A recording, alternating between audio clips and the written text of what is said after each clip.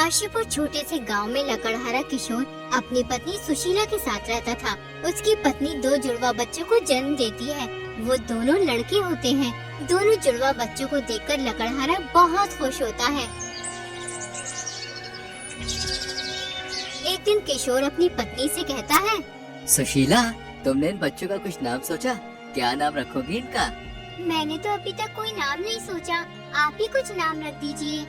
वैसे मेरा नाम तो मेरे दादाजी ने रखा था।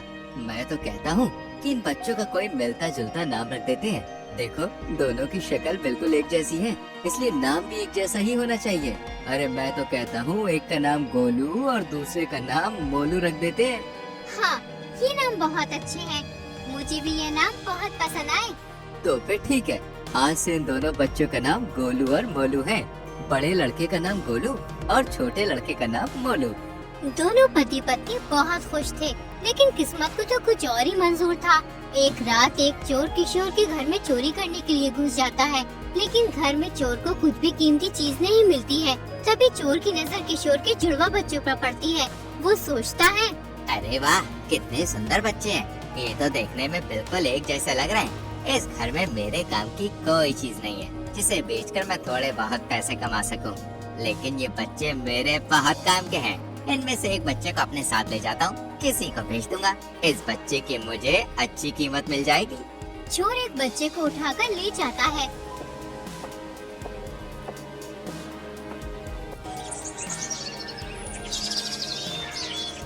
पास में एक शहर था, जहाँ के लोग एक खुशहाल और शांतिपूर्ण जीवन जी रहे थे।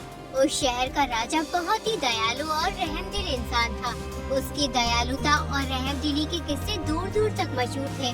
राजा हमेशा अपनी प्रजा के सुख दुख में शामिल रहता और उनके हर सवाल का जवाब देने की कोशिश करता। उसके शासन में लोगों को किसी भी चीज की कमी महसूस नहीं होती और हर कोई उसे दिल से सम्मान और प्यार करता था। उसकी यही दयालुता और मानवता के कारण वो शहर एक आदर्श स्थल बन गया था, जहाँ लोग शांति और खुशी से जीवन बिताते थे। लेकिन राजा की कोई औलाद नहीं थी। राजा इस बात से बहुत दुखी था। एक दिन रानी राजा से कहती है, महाराज, ईश्वर ने हमें सब कुछ दिया है, लेकिन एक औलाद के सुख से वंचित कर दिया है। कब तक हम यूं बेऔलाद रहेंगे? हमें कोई बच्चा गोद ले लेना चाहिए। तुम सही कह रही हो महारानी, मैं आज ही कोई बच्चा गोद लेने का ऐलान करवा देता हूँ। राजा पूरे राज्य में ऐलान करवा देता है कि महाराज को एक बच्चा गोद चाहिए। इस बात का चोर को भी पता चल जाता है। वो तुरंत ही किशोर का बच्चा लेकर महाराज के पास आ जाता है। महाराज, मैंने सुना है कि आप एक बच्चा गोद लेना चाहते हो, इसलिए मैं अपना ये बच्चा अपने दिल के टुकड़े को आपको देने के लिए तैयार हूँ। ये बच्चा आपके जीवन को खुशियों से भर देगा। मुझे लगता है कि तुम्हें इस बच्चे से बहुत प्रेम है, फिर तुम इस बच्चे को हमें क्यों देना चाहते हो? महाराज, आपने बिल्कुल सच कहा। मुझे इस बच्चे से अपनी जान से भी ज्यादा प्रेम है। लेकिन महाराज, जब ये बच्चा पैदा हुआ तो इसकी माँ का इंतकाल हो गया। मैं अपनी पत्नी से बहुत प्रेम करता था। उसके बगैर मैं अकेला पड़ गया हूँ। इस वजह से मैं इस बच्चे की देखभाल भी सही से नहीं कर पाता हूँ। मेरा घर जंगल में है। जब मैं मजदूरी करने जाता हूँ तो अपने बच्चे को साथ में ले जाता हूँ। इसलिए मेरा मालिक मुझसे कहता है कि या तो बच्चे को देखो या काम करो। अगर मैं इस बच्चे को घर पर छोड़कर काम करने जाऊंगा तो मुझे डर है कि कहीं इस बच्चे को कोई जंगली जानवर उठा के न ले जाए। इसलिए मैं ये बच्चा आपको देने आया हूँ। आपकी कोई संतान नहीं है। इस बच्चे को गोद लेने से आपकी संतान की कमी पूरी हो जाएगी। तुमने बिल्कुल सही किया जो इस बच्चे को तुम मेरे पास ले आए। अब तुम्हें परेशान होने की कोई जरूरत नहीं है। मैं इस बच्चे को अपने पुत्र की तरह रखूंगा और इसे राजकुमार बनाऊंगा। राजा ने चोर को खूब धन दौलत दी। चोर इतना सारा धन देकर बहुत खुश हो गया और धन दौलत लेकर खुशी खुशी राजमहल से चला गया। वहीं दूसरी ओर गड़हरत की पत्नी अपने एक बच्चे को खो जाने की गम में बहुत दुखी होते हैं।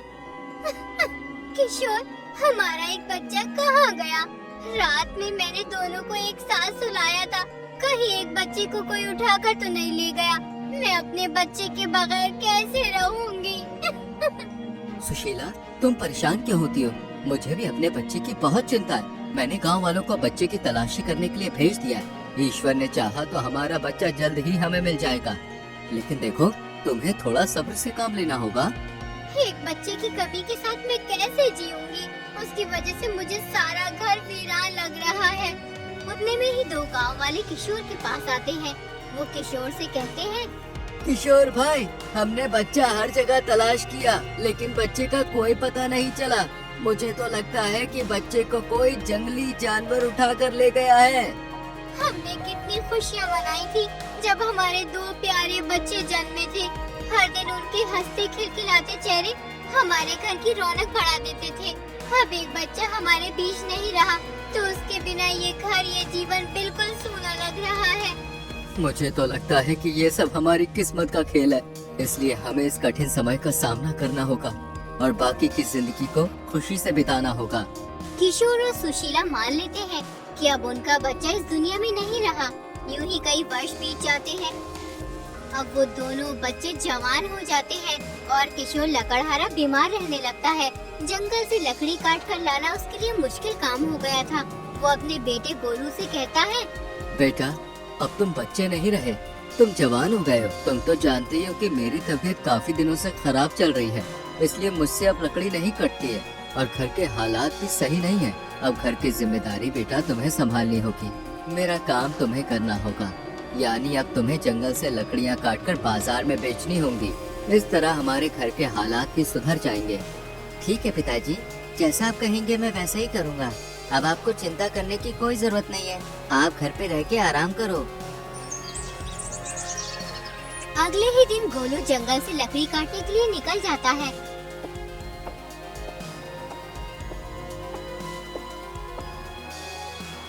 जब वो जंगल पहुंचकर लकड़ी काटने ही वाला होता है तो उसकी नजर एक चिड़िया के घोंसले पर पड़ती है। उस घोंसले में चिड़िया के बच्चे भी होते हैं, इसलिए गोलू सोचने लगता है, अगर मैंने ये पेड़ काट दिया तो ये घोंसला नष्ट हो जाएगा। उसके बाद चिड़िया के सभी बच्चे नीचे गिर के मर जाएंगे और जब शाम को चिड़िया अपने बच्चों के लिए खाना लेकर आएगी पर वो अपने बच्चों को मरा हुआ देखेगी तो उसे बहुत दुख होगा। नहीं, मुझे ये पेड़ नहीं काटना चाहिए, वरना मेरी वजह से उस चिड़िया का दिल बहुत दुखेगा। मैं ये जुल्म नहीं कर सकता। अगर मैं लकड़ी काट कर नहीं ले गया तो घर का गुजारा कैसे होगा और पिताजी भी बहुत गुस्सा होंगे। मैं उन्हें विश्वास दिला के आया था कि मैं लकड़ी बेचकर घर का सभी सामान ले आऊंगा। क्या मुझे पिताजी का हुक्म मानना चाहिए? और अगर मैं उनका हुक्म मानूंगा और लकड़ी बेचकर घर पर पैसे लेके जाऊंगा तो वो बहुत खुश होंगे, लेकिन चिड़िया और उसके बच्चों पर भी तो जुल्म होगा। मैं इन मासूमों की जान नहीं ले सकता, वरना ईश्वर मुझे कभी माफ नहीं करेगा। गोलू अपने घर की ओर चल पड़ता है।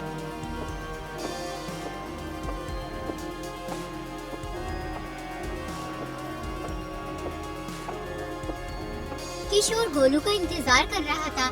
जब उसने गोलू को देखा तो वो बोला, गोलू बेटा, बहुत जल्दी आ गए। तुम बिल्कुल मेरी तरह हो। मैं भी जवानी में बहुत जल्दी लकड़ी काटकर बेच कर आ जाया करता था। आज मैं तुमसे बहुत खुश हूँ। तुमने घर की जिम्मेदारी संभाल ली। पिताजी, मुझे माफ करना, मैं लकड़ी काटकर नहीं बेच सका। दरअसल जिस पेड़ को मैं काटने की सोच रहा था उस पर एक चिड़िया का घोंसला बना हुआ था। उस घोंसले में चिड़िया के छोटे छोटे बच्चे थे, इसलिए मैंने वो पेड़ नहीं काटा। किसी मासूम की जान लेना भी तो सही नहीं है ना? तुम ये कैसी बातें कर रहे हो गोलू? अगर उस पेड़ पर चिड़िया ने घोंसला बनाया हुआ था तो दूसरा पेड़ काट लेते। पिताजी, वहाँ पर जितने भी पेड़ थे सभी पर किसी न किसी पक्षी ने घोंसला बना रखा था। गोलू की ये बात सुनकर किशोर को बहुत गुस्सा आया। वो गुस्से में गोलू से कहने लगा, तुमसे बड़ा बेवकूफ मैंने अपने जीवन में कभी नहीं देखा। एक लकड़हारे का काम लकड़ी काटना है। उसे इस बात से कोई मतलब नहीं होना चाहिए कि पेड़ पर पक्षी का घोंसला है या नहीं है।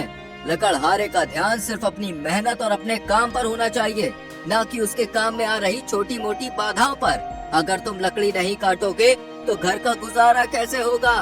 तुम अपने घर की हालत देख रहे हो ना? किशोर गुस्से में गोलू को न जाने क्या क्या कह देता है। अगले दिन जब किशोर का गुस्सा खत्म हो जाता है तो वो गोलू से कहता है, सुनो, आज तुम दूसरी जगह लकड़ी काटने जाना और पेड़ काटते वक्त ऊपर मत देखना। कहीं पता चले कि पक्षियों का घोंसला देखकर तुम दोबारा लकड़ी काटने से रुक जा और फिर यूं ही खाली हाथ घर चले आओ। ठीक है पिताजी, मैं पेड़ काटते वक्त ऊपर नहीं देखूंगा।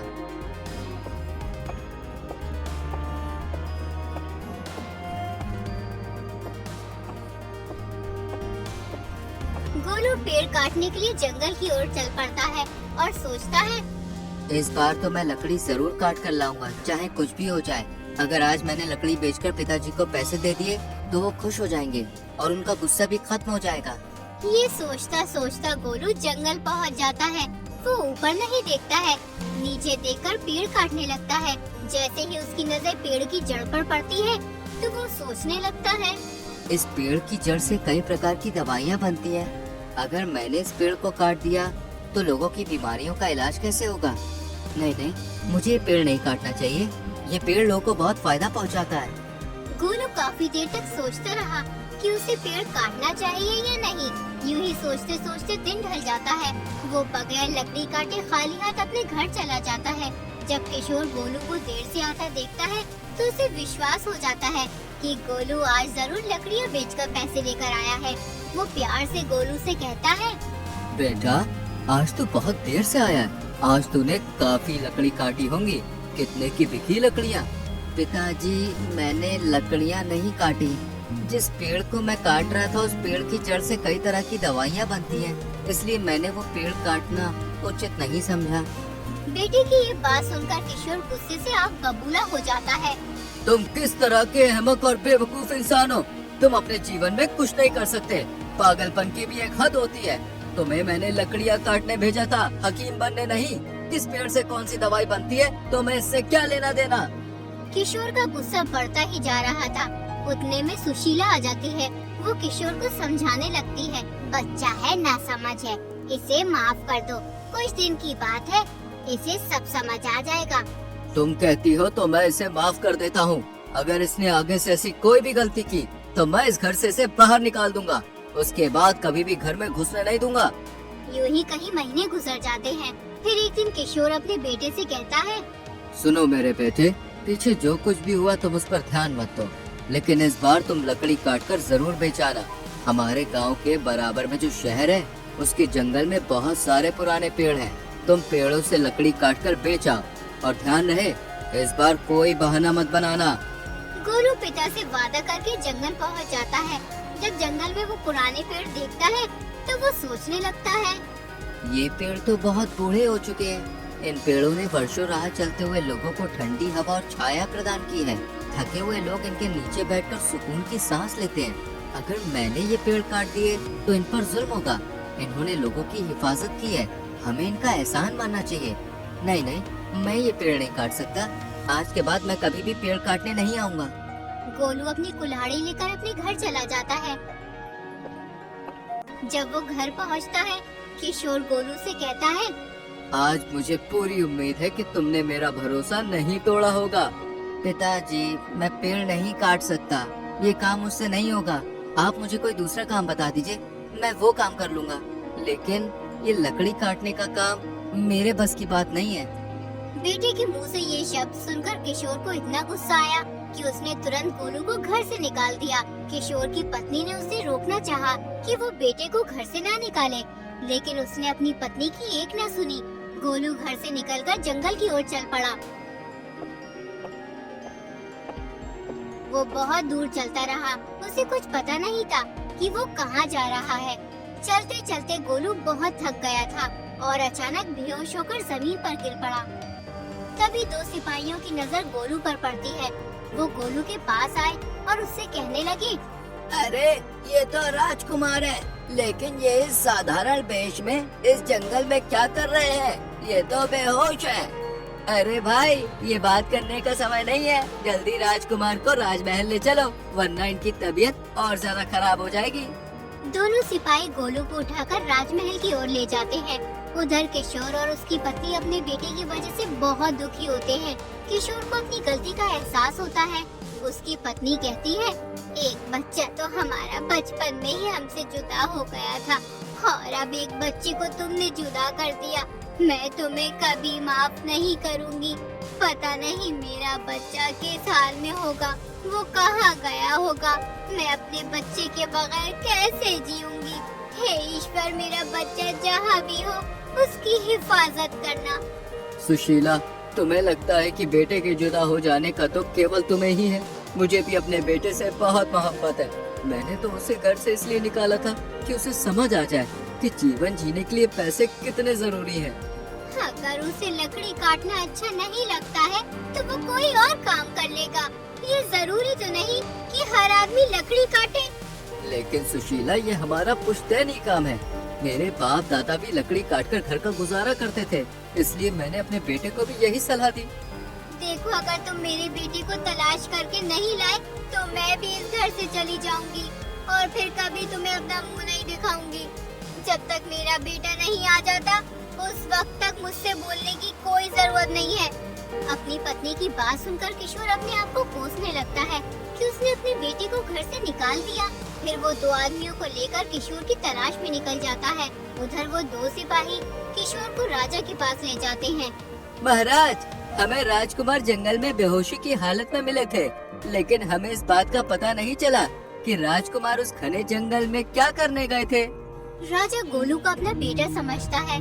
वो अपने बेटे को इस हाल में देखकर बहुत दुखी होता है। वो जल्दी से हकीम को बुलाता है। कुछ देर बाद गोलू होश में आ जाता है। राजा उससे पूछता है, बेटा, तुम उस घने जंगल में इन साधारण वस्त्रों को पहनकर क्या करने गए थे? मैंने तो तुम्हें अपने भाई से मिलने भेजा था। तुम्हारे साथ जो सिपाही गए थे वो कहाँ हैं? आप क्या कह रहे हो महाराज? मैं कुछ भी समझ नहीं पा रहा हूँ। और आपने मुझे कब भेजा था? और आप मुझे बेटा क्यों कह रहे हैं? ये तुम्हें क्या हो गया मेरे बच्चे? एक बाप अपने बेटे को बेटा नहीं कहेगा तो और क्या कहेगा? महाराज, मैं आपका बेटा नहीं हूँ। मैं तो एक गरीब लकड़हारे का बेटा हूँ। मेरे बाप ने मुझे घर से निकाल दिया था, इसलिए मैं उस जंगल में चला गया था। राजा अपने बेटे की अजीब बात सुनकर सोचता है कि बेहोश होने की वजह से इसकी याददाश्त चली गई है। अपने बेटे को इस हाल में देखकर वो बहुत दुखी होता है। उधर किशोर अपने बेटे की तलाश कर रहा होता है। तभी उसे राजकुमार दो सिपाहियों के साथ आते हुए मिलते हैं। वो राजकुमार से कहता है, बेटा, ये राजकुमार की पोशाक में कहाँ जा रहे हो? मुझसे गलती हो गई जो मैंने तुम्हें घर से निकाल दिया। मुझे माफ कर दो मेरे बच्चे। तुम्हारी माँ तुम्हारी वजह से बहुत परेशान है। चलो अब घर चलो, तुम्हारी माँ तुम्हारा इंतजार कर रही है। तुम ये कैसी बेहुदा बातें कर रहे हो जो एक राजकुमार को अपना बेटा बता रहे हो? ये तुम्हारा बेटा नहीं बल्कि एक राजकुमार है। मुझे लगता है कि ये कोई पागल है जो इस जंगल में भटक रहा है। जाओ और जाकर अपने पागलपन का इलाज करवाओ। सिपाहियों, तुम ये कैसी बातें कर रहे हो? तुम्हें किसी ने सिखाया नहीं कि अपने से बड़े से तमीज से बात करनी चाहिए? अगर आज के बाद तुमने किसी के साथ दुर्व्यवहार किया तो मुझसे बुरा कोई नहीं होगा। मैं इस राज्य के राजा का बेटा हूँ। आपको कोई गलतफहमी हुई है। मैं बहुत लंबा सफर करके आया हूँ। मुझे जल्दी से राजमहल जाना होगा। अब आप भी अपने घर जाओ और आराम करो। राजकुमार वहाँ से चला जाता है। किशोर जल्दी से अपने घर जाता है। सुशीला, मुझे गोलू जंगल में मिला था। वो एक राजकुमार की पोशाक पहने हुए था, लेकिन वो कह रहा था कि वो हमारा बेटा नहीं है बल्कि इस राज्य के राजा का बेटा है। पता नहीं गोलू को क्या हो गया है। ये सुनकर सुशीला की आंखों में आंसू आ जाते हैं। वो किशोर से कहती है, मुझे लगता है वो हमारा बेटा मोलू है जो बचपन में गायब हो गया था। मेरा दिल मुझसे हमेशा कहा करता था कि मोलू सही सलामत है और जिंदा है। लेकिन मोलू को महाराज के पास कौन ले गया होगा और उन्होंने उसे अपना बेटा भी मान लिया। हमें राजमहल चलना चाहिए, वहीं जाकर सच का मालूम होगा। किशोर और सुशीला राजमहल की ओर निकल जाते हैं। उधर राजकुमार सिपाहियों के साथ महल पहुंच जाते हैं। जैसे ही दूसरे सिपाही राजकुमार को देखते हैं तो वो हैरान रह जाते हैं। दो राजकुमार, वो भी बिल्कुल एक जैसे, लेकिन इनमें असली राजकुमार कौन सा है? मुझे तो दोनों भाई लगते हैं, लेकिन महाराज ने कभी बताया नहीं कि उनके दो पुत्र हैं। वैसे हमें इस बात से क्या लेना? हमें तो अपने काम पर ध्यान देना चाहिए। जब राजा गोलू और राजकुमार को एक साथ देखते हैं तो वो गोलू से कहते हैं, मुझे माफ करना नौजवान, मैंने तुम्हें अपना बेटा समझ लिया। असल में तुम दोनों की शक्ल बिल्कुल एक जैसी है। कोई भी तुम दोनों को देखकर अंतर नहीं कर सकता। देखने में ऐसे लगते हो जैसे तुम जुड़वा भाई हो। उतने में ही किशोर और सुशीला आ जाते हैं। आप लोग कौन हैं और यूँ बगैर इजाजत के अंदर कैसे चले आए? महाराज, हम गोलू मोलू के माता पिता हैं। दरअसल आपका बेटा हमारा बेटा मोलू है। जब ये छोटा था तो ये रात में अचानक कहीं गायब हो गया था। इसे कोई उठा कर ले गया था। तुम ये क्या कह रहे हो? मैंने राजकुमार को वर्षों पहले एक आदमी से गोद लिया था। उसके बदले मैंने उसे खूब धन दौलत भी दी थी। मैं अभी उस आदमी को बुलवाता हूँ। अभी सच का पता चल जाएगा। सिपाहियों, जहाँ भी वो आदमी मिले उसे पकड़कर मेरे पास लेके आओ। राजा 2 सिपाहियों को उस आदमी की तलाश में भेजता है। कुछ ही देर में सिपाही उस आदमी को राजा के पास ले आते हैं। वर्षों पहले तुमने मुझे अपना बच्चा गोद दिया था। सच सच बताओ, वो तुम्हारा बच्चा था या फिर किसी और का? अगर तुमने झूठ बोलने की कोशिश की तो मैं तुम्हें इतनी सख्त सजा दूंगा कि तुम्हारी रूह कांप उठेगी। दरअसल महाराज मैं एक चोर हूँ। छोटी मोटी चोरी करके अपना परिवार का अब मैं गुजारा करता हूँ। एक रात जब मैं चोरी करने एक घर में घुसा तो उस घर में मुझे कुछ भी नहीं मिला। मेरी नजर 2 जुड़वा बच्चों पर पड़ी। मैंने एक बच्चा उठा लिया और आपको झूठी कहानी सुनाकर गोद दे दिया। मुझे माफ कर दो महाराज। आज के बाद मैं कभी भी चोरी नहीं करूँगा। महाराज चोर को माफ कर देते हैं। फिर चोर वहाँ से चला जाता है। महाराज सोचने लगते हैं, अब ये लकड़हारा अपने बेटे को अपने साथ लेके जाएगा। मैंने कितने प्यार से इसे पाला है। राजकुमार के बगैर तो पूरा महल सूना हो जाएगा और महारानी कैसे अपने बेटी की जुदाई सहेगी। महाराज, आप किस सोच में पड़ गए? हम यहाँ राजकुमार को लेने नहीं आए हैं। हम तो ये देखकर ही खुश हैं कि हमारा बेटा मोलू जिंदा और सही सलामत है। हम तो बस इसे देखने और इससे मिलने आए हैं। मैं जानता हूँ कि एक बेटे से बिछड़ने का दुख क्या होता है। तुम्हारी बात सुनकर मुझे बहुत अच्छा लगा किशोर। तुम्हारा बेटा भी बिल्कुल तुम्हारी तरह ईमानदार और एकदम नेकदिल है। लेकिन महाराज, मैं आपसे नाराज हूँ। आपने मुझे कभी नहीं बताया कि आपने मुझे गोद लिया है। लेकिन ये नाराजगी दूर हो सकती है अगर आप इन लोगों को महल में रहने की इजाजत दे दो तो। ठीक है मेरे बच्चे, आज से ये लोग इस महल में रहेंगे। मैं आज ही इनके रहने का इंतजाम करवा देता हूँ। ये सुनकर सब लोग बहुत खुश होते हैं और फिर किशोर लकड़हारा अपनी पत्नी और बेटे गोलू के साथ महल में रहने लगते हैं।